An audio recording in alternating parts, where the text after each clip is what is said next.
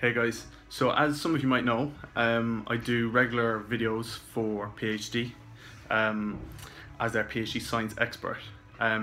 So this month's training video blog is to do with, it's a question I'm always asked all the time: what is the best training split for me? What is the best training split for gaining mass? What is the best training split for toning? What is the best training split for cutting? The answer to all of those is the training split that suits you, your life, your commitments, which training split you're most likely to follow. It's the same with diet, it's the same with nutrition, it's the same with supplements, it's the same with everything. So if one of my clients says, what's optimal for X, Y, and Z? There's no point giving you there's no point you giving one of your clients or you doing something that's optimal if you don't stick to it. Bear in mind it might only be optimal by 1% or 2%. But if you don't stick to it, what's the point? What you need in training and nutrition is consistency. And consistency will only come from something that you can actually stick to.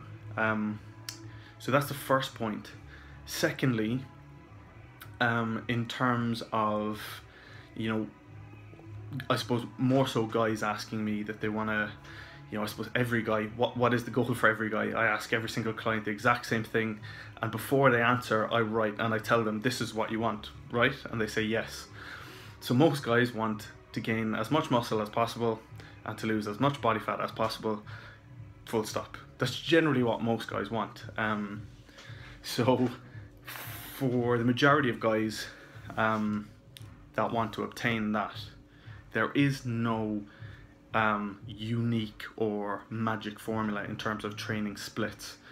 I've been guilty of this in the past, of doing shoulders one day, chest one day, back one day, arms one day, legs one day, etc., etc. It just doesn't, it'll work to an extent, but we all have different body parts that we need to work on more than others. And the most important thing to remember is finding a training split that, first off, like I said, suits your life, suits your lifestyle, that you're most likely to stick to, but secondly, that suits your physique and your goals. So if you have or have always genetically struggled with arms, and your goal is to have big arms, then training arms once a week probably isn't enough.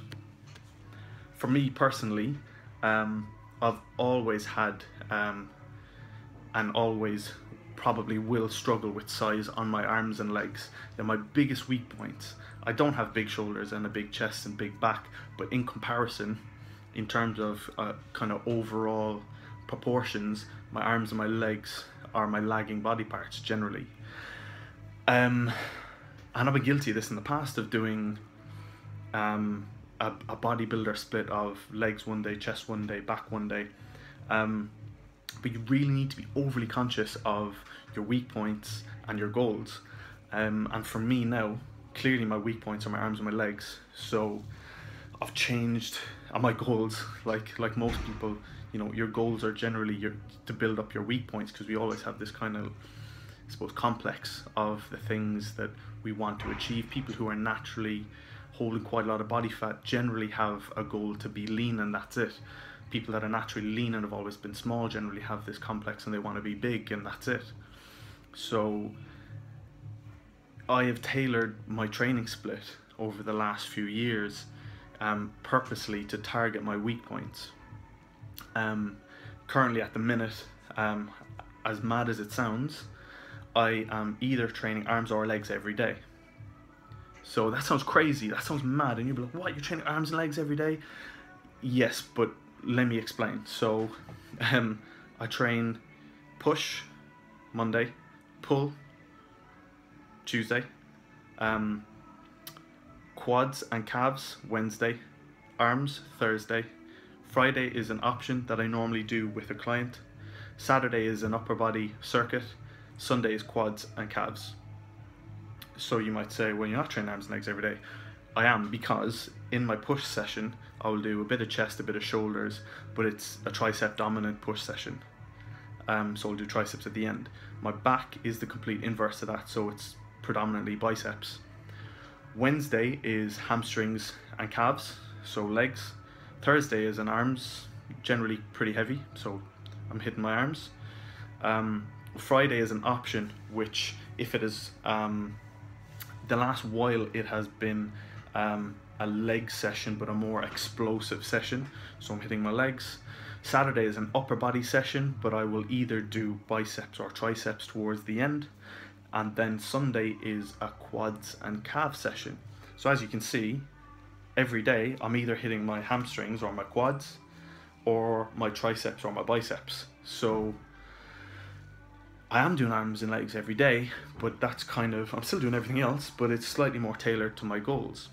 So if your chest is your proper weak point, or your lats is your weak point, what I'd say is, you know, maybe do 2 back sessions a week. If you're struggling with your lats, maybe do a pull row session, and then maybe do a lat dominant session.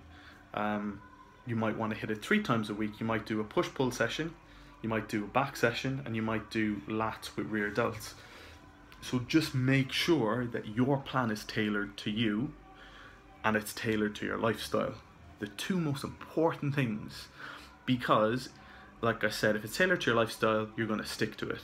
If it's tailored to your goals, you're going to see results, you're going to be more motivated because you'll see results, and then you're more likely to stick to it. Consistency. The other one is, so I explained, you know, my training split. Rest days. Rest days are important. So that Friday session that I normally do with my client has sometimes been a rest day. That Saturday, that is a normally an optional upper body session, has been a rest day. Sometimes the Sunday is a rest day, so it completely depends. It completely varies. But generally I will stick to a plan roughly like that, and I will normally take a day off. Some weeks I've taken 2 days off, and sometimes I've gone maybe 3 weeks without taking a day off, which probably isn't ideal either. So if you're looking for, I suppose, your ideal split, and you know, you're talking with your coach, or if you're doing it yourself, you know, work out. Some people can do double sessions. Some people have the time to do double sessions. Some people will do cardio in the morning and then their weights in the evening. Some people will do their weights in the evening, do their cardio afterwards, vice versa. Generally, other than the weekends, I will always train late in the evening because it suits my lifestyle. My gym takes me about an hour and a bit to get to my gym, and an hour and a bit to get home from my gym. So me doing double sessions is absolute madness, because it's 4 hours of commuting a day to train. So I just can't do it. It's just, I'm getting 4 or 5 hours sleep as it is without adding that on top. Yeah, I could go to a closer gym. It's possible. I could do,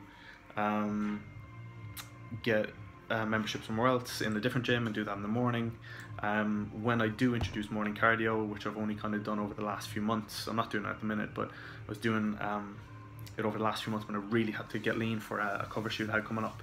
I was going for a power walk in the morning, coming back, having my breakfast, going into the lab, and then I try and, you know, go train like maybe 7-8 o'clock, which suits my lifestyle, and I can kind of unwind and relax then for an hour or 2 before I hit emails or hit some books before bed. So, you know, bear in mind which suits you in terms of cardio as well. If you're going to do morning cardio, that's fine. I know some people mentally have to do morning cardio, and that's fine. There's nothing wrong with that.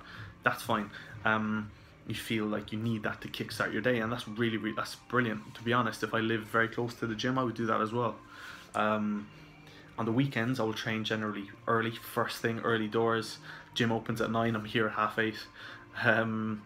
So I try and get in as quickly as I can on the weekends, just so it frees up the rest of my day, and I can actually do something every now and then. I don't really get much time to, to relax. So sometimes I try and do that on the weekends when I can. So I'll train pretty early.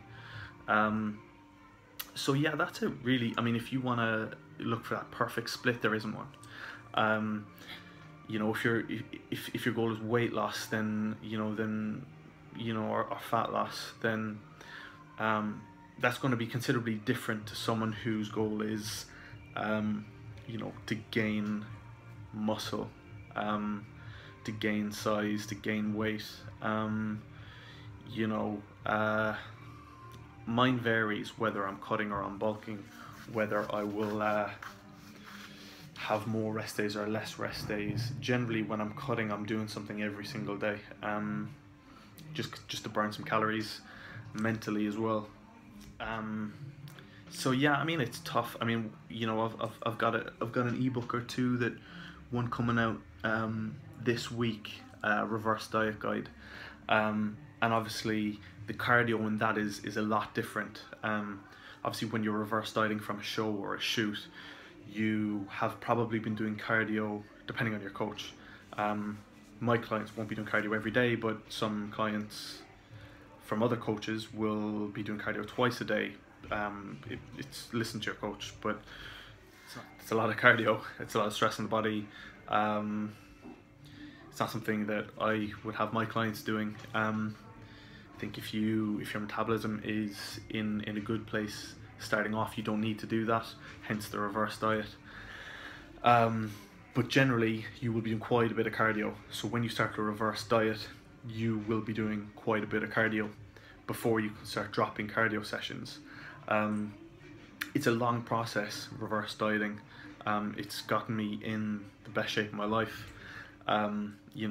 so it is important. I reversed up to nearly 6,000 calories a day doing no cardio, and I still had abs. 650, 700 grams of carbs on my rest days. So it was probably a bit excessive. But I mean, the moral of the story is my metabolism was so efficient from reverse dieting. And obviously my training split was different, and in that ebook you will see that split is very different to my cutting guide ebook, and what I would have my clients on depending on what they're doing. So just make sure it is right for you, your lifestyle, your goals, your weak areas, your strong points. I have a few clients of mine who have massive arms, massive legs. I'm just looking at them going like, I'm training arms and legs all the time, and they're not really well. They're growing, but slowly. So some of them don't train arms. So be smart. The most important thing is be smart. I mean, it's cliche, but people say, if you work hard enough, good things will come. If you work harder than everyone else, you'll get what you deserve. No, you won't. You can work as hard as you like, but if you're not smart, you're probably not going to be progressing as quick as someone who is very on the ball, uses a lot of science, and is cute with their training, smart about what they do, and they're probably not working as hard. So imagine if you worked as hard, but you were intelligent and clued into what you were doing, you'd be unstoppable. So, hard work isn't enough. You need to think about what you're doing, why you're doing it,